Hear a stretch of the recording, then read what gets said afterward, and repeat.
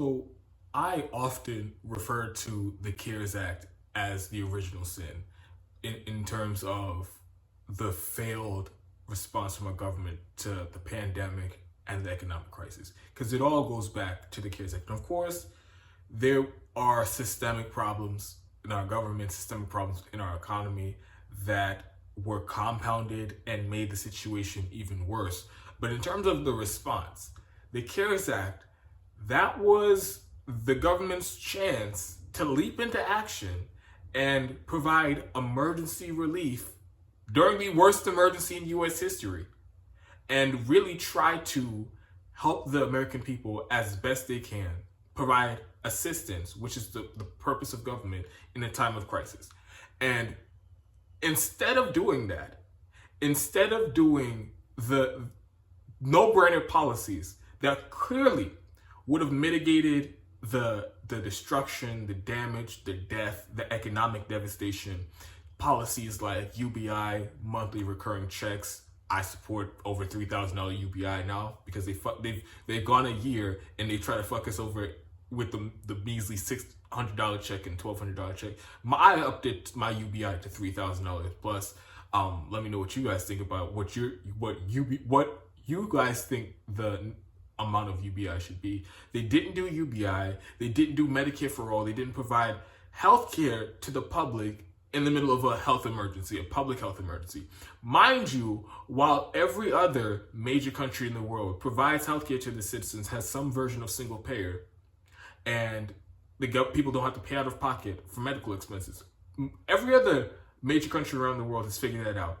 But we still haven't in the year 2020, speaking of back when the CARES Act was passed, and knowing that was the case, and then knowing the fact that we were in the middle of a public health emergency, that millions of people were going to get sick, get infected, need medical treatment, and or die, knowing all of that, and lose their health insurance when they lose their job because of the economic crisis. Knowing all of that, they still didn't put single payer in the CARES Act, which they should have. They didn't provide rent and debt and mortgage cancellation to address the fact that millions of people were not going to be able to keep up with their rent during the duration of this crisis. And on top of that, the fact that it's just unconscionable to evict people, to throw people out on the street in the middle of a public health emergency, in the middle of a pandemic. So they could have put that in there. They could have put hazard pay to double the pay of the frontline workers who were risking their lives to go to work in the middle of a pandemic. They could have put that in the CARES Act. They could have put any number of things. They could have canceled student loan debt. They could have any number of things to help the American public get through this crisis. They could have done. They could have put it in the CARES Act, but they chose not to do it. Instead, they chose to bail out corporations with the CARES Act. Trillions of dollars to the biggest corporations, to the richest people in the country. And they chose to do lockdowns in these, the lockdowns weren't in the CARES Act, but all of this is, none of this, these are isolated incidents. These are all happening together. So while the lockdowns are happening and different states are locking down and forcing businesses closed, instead of making sure small businesses didn't close, they did these little the shitty PPP, Paycheck Protection Program, where if you were lucky and you applied, you got some people got like $1,000 check, some people got $5,000 loan from the bank with money given to the bank by the government. So that made absolutely no sense. Instead of the government just directly making sure small businesses' payroll was covered, everyone's payroll was covered, and making sure that their business expenses were covered so that they would not have to go out of business through no fault of their own. Instead of doing that, they did the scam PPP, which was a corporate heist. I believe the banks, off of the money that the government gave the banks to hand out in these loans, the banks charged like $30 billion, or it was somewhere between $20 billion and $30 billion in service fees. And they charged fees for loans that wasn't even their own money. They made like $20 billion off of service fees. And then on top of that, as the months go on, we see who is actually getting the PPP. It was mostly just well-connected corporations, multi-million-dollar corporations, going to their friends at the bank, getting the money, and getting huge sums of money. Like I said, it was small businesses were lucky if they got $5,000 in loans. These large corporations getting hundreds of thousands of dollars in PPP, some of them getting over $1 million in paycheck protection. So it was just a corporate slush fund. That's what the PPP was. And so the way that they did the CARES Act and the way that they did the response to the pandemic and the economic crisis, it accelerated the devastation in in our economy, and the devastation, the destruction of the working class, the middle class, and the poor in this country. Because when they did that, and they gutted small businesses, and they let 60 million plus people go without income. Millions of people filed for unemployment. Some got it. About half of them didn't get it. And over 60 million people lost their job since it started. So when the government made the explicit decision that they were going to do next to nothing to help the American people, and they were going to do everything to gratuitously give cash to the richest corporations and the richest people in the country, when they did that, it set the trajectory for this country in a way that it's just impossible to put into words. They've made it so that the top 20%, top 25% are doing better than they ever had before, making more money than they ever had before, and it's complete devastation for everybody else in the country. And that was on purpose. That's what they did with the CARES Act. And then they passed it. There wasn't any automatic stabilizers in the CARES Act. Automatic stabilizers meaning so that these programs will automatically renew. So like the stimulus checks, there were no stabilizations that said, okay, if the economy is still in the trash, people will automatically get these stimulus checks. They didn't put that in there. They didn't put in that the same with unemployment. They didn't do that with anything else. It was just, this is the money, and we're going to, if you need any more money, we're just going to have to pass another bill. They didn't have to do that. They could have had it all in the CARES Act, but they chose not to do that. And because of that, they went 10 months without another stimulus bill. And then again, the country was in free fall. So all of these were explicit decisions by the politicians, by the people who were in charge, who were supposed to be taking this crisis seriously and doing everything they can to help the public. But they made these decisions that were screwed over the public on behalf of themselves and their corporate donors. So the CARES Act, all of the response and the inaction during the last year, all of that, it should be disqualifying. Nobody in public office, none of them should ever have a job. None of them should ever be elected again. That's how serious this offense is. The handling of this crisis, the CARES Act, it is so egregious that anybody who went along with this should be disqualified from public office. And another bizarre part of this entire thing is how there has been absolutely no accountability for this. It passed unanimously in the Senate. There wasn't a single no vote in the Senate that voted against this. That is including Bernie Sanders. He voted for that shit. He voted for that corporate scam, corporate heist. Bernie Sanders voted for that in the Senate. And in the House, they did it. It was even more sleazy. They did it by a voice vote. And so they did it by a voice vote because they knew what was in the CARES Act, and they knew how fucked up it was. So they didn't want to be on the record about it. They didn't want to have a roll call vote where everybody, their name gets called and they vote yay or nay, yes or no, and it is in the public record which way they went on the CARES Act. They didn't want that because they knew that it was going to be a vote similar to the Patriot Act, similar to the vote for the Iraq War, similar to the Wall Street bailouts and the deregulation of Wall Street. It would have been one of those things that when you look back in history, there is no defending that vote. So they knew that's what it was. So they on purpose did a voice vote. And the only person who stood up against that, the only person who demanded everybody be on the record and vote yes or no on it was Thomas Massie. That was a single person who voted, who demanded a roll call vote. And he was denied. Everybody else went along with it and voted yes on it. And I don't want to hear anything about, oh, AOC said she voted no. If she didn't call for that roll call vote with Thomas Massie, if she didn't say this bill shouldn't pass, she voted with it. She went along with it because that was a part of this entire thing, that they wanted there to be no accountability. That's why they did the voice vote in the first place.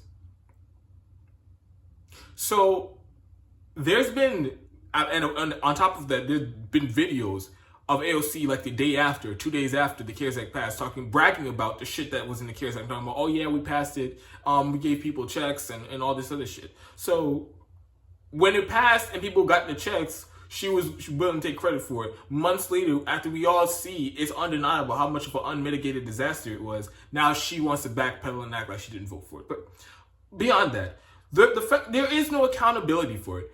Every single one of those politicians, anybody in federal office, they all should have been raked over the coals and been forced to explain to the public why they voted for that and why there wasn't anything in there, anything real, anything substantive like the policies I listed before to actually help the American people, like the UBI, Medicare for All, rent and the debt cancellation. Why wasn't any of that in there, and why did you vote for it if that wasn't in there, and if it was just a giant corporate heist? Why did you do that? And on top of that, none of them read the bill. None of them read the whole bill because it was like hundreds of pages long or thousands of pages long, and again, of course, they tried to pass it in the dead of night.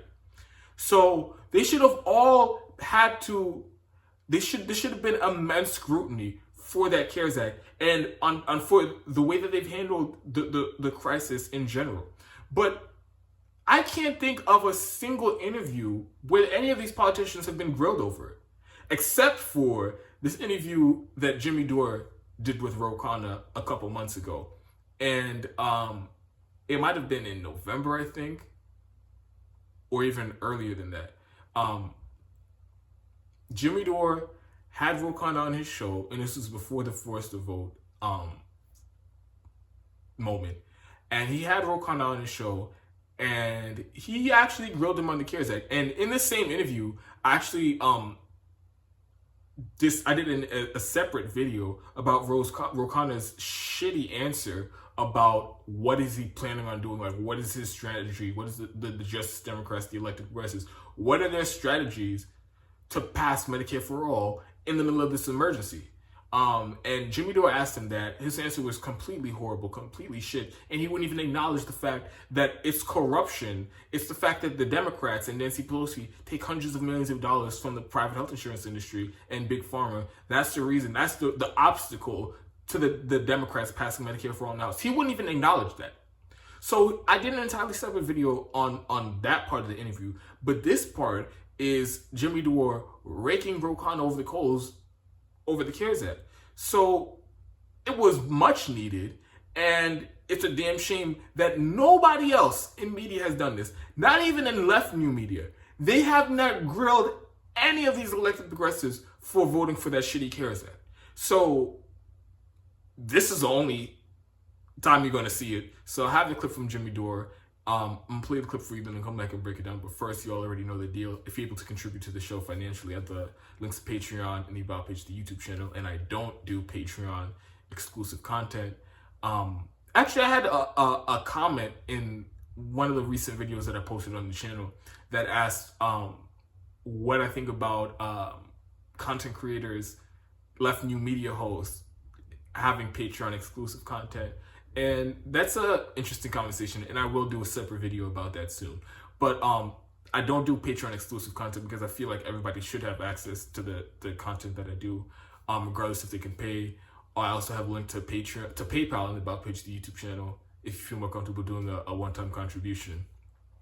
And as always, incredibly grateful for all the people who do contribute financially, and all the people who just watch the videos, keep showing up and commenting. And yes, I read all the comments. People who keep sharing the videos on different platforms. You guys have helped me grow this channel over 4,000 subscribers.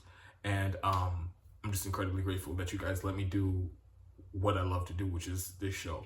Now, I'll play the clip from Jimmy Dore, and then I'll come back and break it down. So, okay, here's a question no one else will ask you. So, at the beginning of the pandemic, the leadership of both parties pushed through the CARES Act, right? So despite a few pieces of window dressing for regular people, this was the biggest upward transfer of wealth to the 1% in the history of the human race. And all the progressives, including Bernie Sanders and the squad, went along and voted for this. So I voted for it, yeah. And Pelosi put it to a voice vote to protect everybody from going on the record for or against. So when history calls upon them to oppose oligarchy and a corrupt system, what is the point of having elected progressives in power if they just go along and follow orders from their party leadership anyway? Oh, that was not following orders. It was a tough decision. Look, I grant you that there was too much of an excess giveaway to large corporations and large businesses. But remember, it also had a $1,200 check for families. It also had increased funding for small businesses, for restaurants, for people who are hurting. It increased unemployment insurance and gave extra $600 a week plus the unemployment extension. So there were a lot of things in there that did help working families and small businesses. We can argue whether the balance you should have voted no or yes, and I think on balance it helped more than it hurt. But that was the rationale.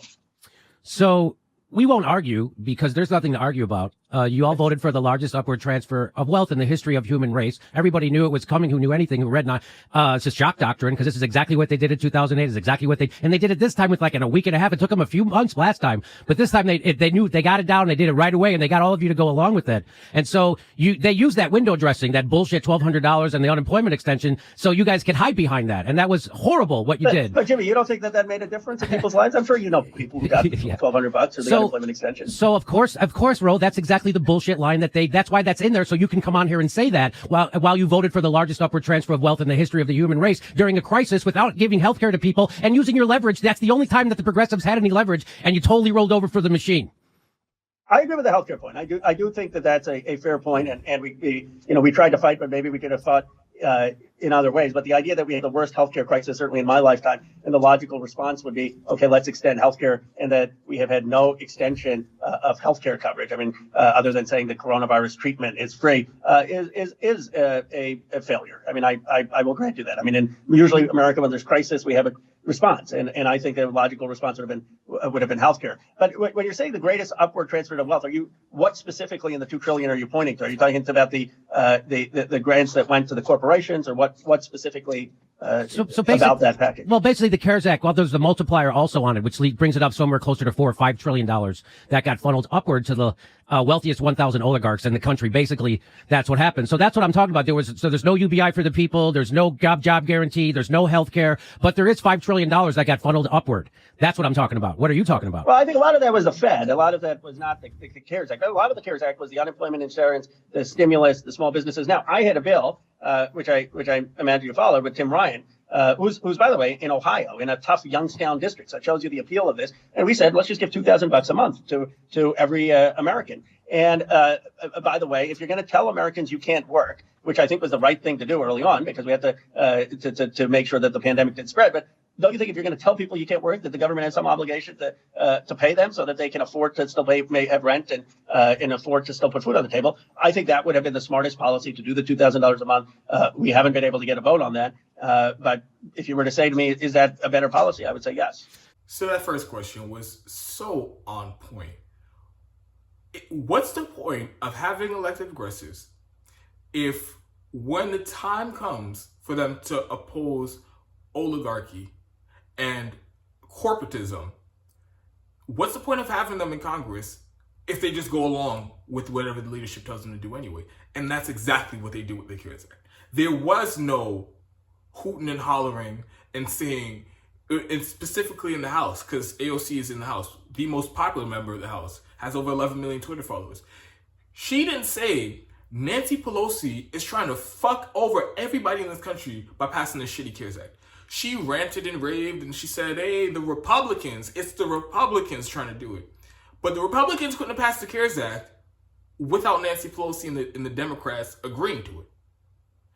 No pressure on the leader in the chamber of Congress where she works. No pressure on that. So you just really went along with it and provided absolutely no pushback to Democratic leadership for not actually fighting for policies that would have provided real relief during this pandemic.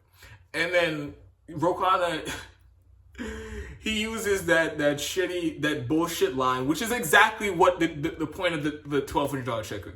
The point of the $1,200 check, don't get it twisted. It wasn't, they think that, oh, this is this is all it takes to provide relief to the public during this crisis. And so we're going to give them the $1,200 check. That's not what it was. The $1,200 check was what they figured was the very least that they can get away with giving people to distract them enough so that they won't raise hell over the giant corporate giveaways, the giveaways to the rich and the elites that was in the CARES Act. The $1,200 check and the unemployment, the means tested $1,200 check and the means tested unemployment that millions didn't get. The entire purpose of that was the cheese in the trap. Because, and then another thing that nobody wants to talk about is they could have made these separate bills. The corporate bailouts, the handouts to the rich and corporations, they could have made that entirely separate from any relief that they were giving to the American public. But the reason why they didn't do that is for two reasons. One, the corporate bailouts would have been way more in money, like the sum of money is just way more than we're giving to the American people. So they would have had to try to justify that. And then on top of that, like I said, the $1,200, it was a cheese in the trap. And because it was in there, as shitty as it was, as much as we know it didn't meet the moment, they can all point to that and try to browbeat the elected progressives and say, you have to vote for it. Everybody in the country has to go along with this because we're giving $1,200 to people, and it's an emergency. They need this money right now. And all it was just a fig leaf. It was just cover so that people wouldn't put up as much opposition to the corporate heist as they should have. That's why they put that $1,200 in the CARES Act. And so that politicians could go out and justify their shitty vote because of that $1,200, which is exactly what Khanna did right there. And I'm glad Jimmy called him on that bullshit. And then Ro tries to play stupid about the largest upward transfer of wealth. He's like, oh, so what are you specifically talking about in the CARES Act? And so, like, clearly he's just trying to be cute there, and he's just trying to mince words, and he's trying to split hairs here, but provide some type of distraction, because that interview was done early November, like November 15th or something like that. You don't know by November 15th that what was in the CARES Act was a giant upward transfer of wealth. Why are you trying to play stupid? Why are you trying to act like that wasn't the case? Why are you trying to split hairs? And it wasn't, the CARES Act did give trillions of dollars to the corporations and to the rich. And like Jimmy pointed out, the multiplier effect. So I believe initially in the PPP, the giant corporate slush fund. So like he said, there's a multiplier effect. So it was $500 billion or $400 billion initially in the PPP, or in total for corporate bailouts in the CARES Act. But when they gave it to the banks, there's this thing called the multiplier effect. So the banks, when they have money, and this might be a little complicated, but when they have money, they're technically allowed to make loans. They're 10 times the amount that they actually have on hand. So if they have $1,000, then they can multiply that and make loans for ultimately totaling $10,000 in loans. So the government gave them that money, and then they multiplied it and handed it out to corporations. That's where trillions of dollars got in the hands of corporations and the rich. And then on top of that, like Khanna was trying to split hairs about, the Fed also did, quote, quantitative easing when the stock market crashed, and they said we will pump trillions of dollars, $1 trillion a day into the stock market, buying up stocks for different companies so that their companies do not fail. So yes, the Fed did that without the CARES Act, true, but the CARES Act, like I said, none of these things are isolated incidents or isolated events. You already knew that the Fed was giving away trillions of dollars, and then you, on top of that, added more trillions of dollars to hand out to corporations in the CARES Act. And then, again, this is supposed to be the response to emergency to help the public, to save the public, right?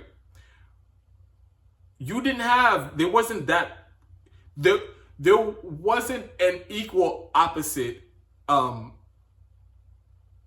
urgency to provide cash to regular people, to save small businesses. All of the urgency to the blank checks were for the big corporations and the rich. And for everybody else, that's where the means testing was. Oh, you have to have filed your taxes in 2019 and have to be a certain income threshold to qualify for a stimulus check. And the unemployment, you had to be working a certain number of hours and you'd be working there for a certain amount of time.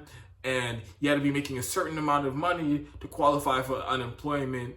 And that's also the point of that Jimmy is trying to make here is you all gave trillions of dollars to the rich, and when you could have at least tried to balance it and made a bailout for the people that was somewhat analogous and would have had something like the UBI, would have had something like single payer, would have had something like rent and debt cancellation.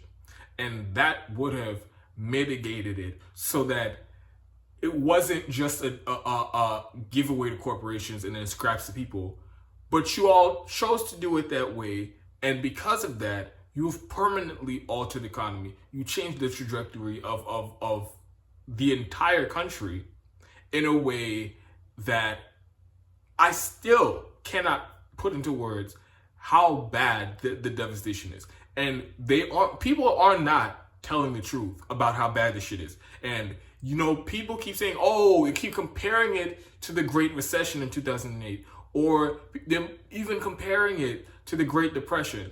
But what is happening in this country, it is on a scale way worse than the Great Depression. The amount of people unemployed lost their job. Over half, I think about half the workforce, over 60 million people filed for unemployment in the last year. Hundreds of thousands of people every single. The amount of people that at the height of the Great Recession. So this is the most people filed for unemployment in the history of since it's been of record keeping was about like 600,000 in the height of the 600,000 a week in the height of the Great Recession after the 2008 crash. But since COVID, initially when it first started, it was millions filing for unemployment every week. And just a few months ago, we finally lowered the number so that it's less than 1 million a week, but it's still hundreds of thousands, 800,000, 700,000 people filing for unemployment for the first time ever, every single week. And it's impossible to quantify the effect that has in the economy. Millions of people without income. 40 million people about to be evicted because millions of them are months behind in rent, and they will never, once they say they get a job, they will never be able to come up with months of back rent. So they will be evicted. People keep kicking the can down the road with these moratoriums and these pauses on evictions, which aren't really pauses because people are still being evicted, and they have been this entire time. But millions of people are going to be evicted. And the small businesses have been gutted. A lot of the family-owned businesses, family-owned restaurants, they've been gutted. 60% of them who closed because of COVID are closed permanently. Because you have to understand, when you're running a business, it's like, especially like a restaurant or something like that, you're barely making ends meet. You're barely getting by on a good day, during good times. So for your businesses to be closed indefinitely for over a year now, there is no recovering from that. That's why there's so many small businesses closed permanently. And if you've seen like like New York, for example, Times Square, Manhattan, it is like a ghost town, and there's nobody there. Of course, the tourism industry is dead. The businesses are boarded up and closed, and it is like a ghost town. And again, this is one of the most busy cities in the entire country, the most busy city in the entire country, and it's just a ghost town. And that scene is playing out every single city in every single state in this country, and like that isn't being reported. The millions of people who are depending on food banks and charity just to feed their family, millions of people who have no way of keeping the lights on. Like, this crisis is impossible to scale. And the fact that this has been the response from the government was the shitty CARES Act. And then ever since then, every other stimulus bill that they passed, including this one, there isn't any revision and saying, oh, we really fucked up with that, with the means testing the stimulus checks, making it one time. Maybe we should make it universal, and maybe we should make it indefinite. Nope. They said, all right, let's keep bringing it up. Let's do $600 stimulus check. One time means tested $600 check. And then now, let's do a $1,400 stimulus check means tested. But we'll means test it even further, and we'll make sure that 17 million people who got it last time aren't going to get it this time. Like, there is, and this is a year into the crisis. If this is the direction that you're going in, then you will not change course on your own volition. You will not do the necessary policies on your own, or else you would have done it at any time of the last year. And if you want to say the Republicans were blocking, Democrats have control of government right now. And what they're going to do is even worse than the shitty stimulus bills that were passed under Republicans. Because like I said, 17 million people less will get the stimulus checks. So they're making it even worse. They're doing even worse than they were before. So the government is like actively working against the citizens and trying to destroy this country. And it's unconscionable. And these politicians, they have absolutely no remorse. There is no shame. There is no self-reflection on how bad they fucked up this response to the crisis. You have people like Ro Khanna, supposed to be the best of them, right? Defending voting for the CARES Act. Defending that shit. He should be ashamed of that. And to use the $1,200 check. The further we go from March 2020, the worse that $1,200 check excuse is. The more bullshit it sounds and the less convincing it is to regular people. Because at first, the day after the CARES Act passed and you were saying, hey man, we got the $1,200 check. Oh, you were like, oh, $1,200. I mean, the millions of people who did get it, they were like, oh, $1,200, that's great. And it lessened the blow, and again, it distracted from the corporate heist. And it distracted from the real economic devastation that was inevitable. But now, the further we get along into this, and we see the economic devastation, and we see the permanent unemployment, and we see the business closures, and all they did was give people a $1,200 check. That shit comes nowhere near lessening the blow. It comes nowhere near justifying going along with that shitty CARES Act. So again, nobody who went along with that should ever be in public office again. That's how bad it was. It is similar to the Iraq War vote. It is similar to the Patriot Act vote. It's similar to the bailout of Wall Street after 2008. It's similar to the deregulation of Wall Street. That's how bad it is. This shit should be a career ender And there is no shame in Washington, D.C. There is no pressure from the media to shame them for this shit. And it's like they're living in an alternate reality where they think they're actually doing a decent job, but it's fucking chaos and mayhem and bedlam across the country, because it is just, like Jordan Sheridan has described it, it's like the economic Hunger Games out here. They've left us for dead, and they have no intention of doing the necessary policies to actually meet the moment. And it is a goddamn shame.